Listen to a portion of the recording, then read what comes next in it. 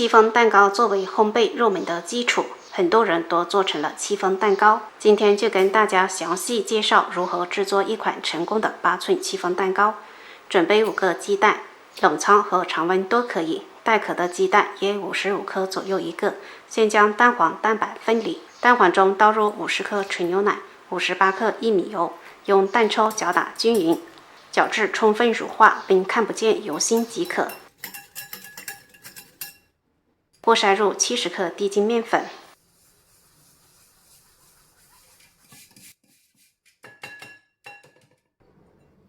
用节制的手法搅拌，搅拌至细腻顺滑无明显面粉颗粒的状态就可以啦。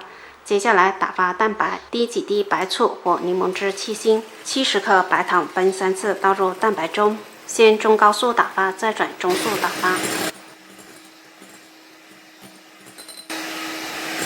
最后一次加入白糖时，加1茶匙薏米淀粉约5克，转低速打发。加淀粉更有利于蛋白霜的稳定。打发至细腻有光泽，感觉打蛋器有明显的阻力，提起打蛋器有直立的尖角及干性发泡即可。将1/3蛋白霜加入蛋黄糊中，用切拌的方式切拌至颜色一致。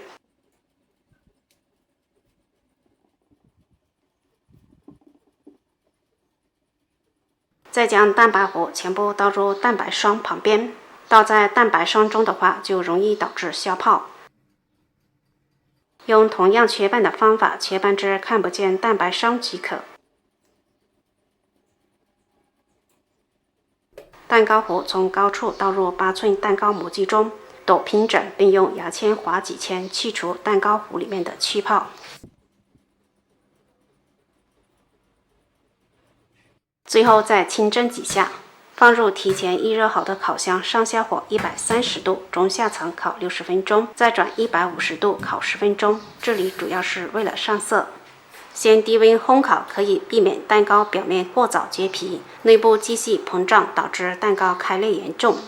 若结皮太厚，里面的湿气跑不出来，同样会导致蛋糕内部水分太高而回缩。刚出炉的蛋糕立刻震几下，震出里面的热气，防止蛋糕严重回缩。再马上刀扣晾凉，防止回缩。让至模具4周摸上去完全没有余温，就可以脱模了。整个蛋糕像海绵一样轻盈细腻，按下去也会立马回弹。整个过程只要对细节把控好，其实要想成功并不难。好了，这期视频就分享到这里，喜欢的朋友可以在家试一下，拜拜。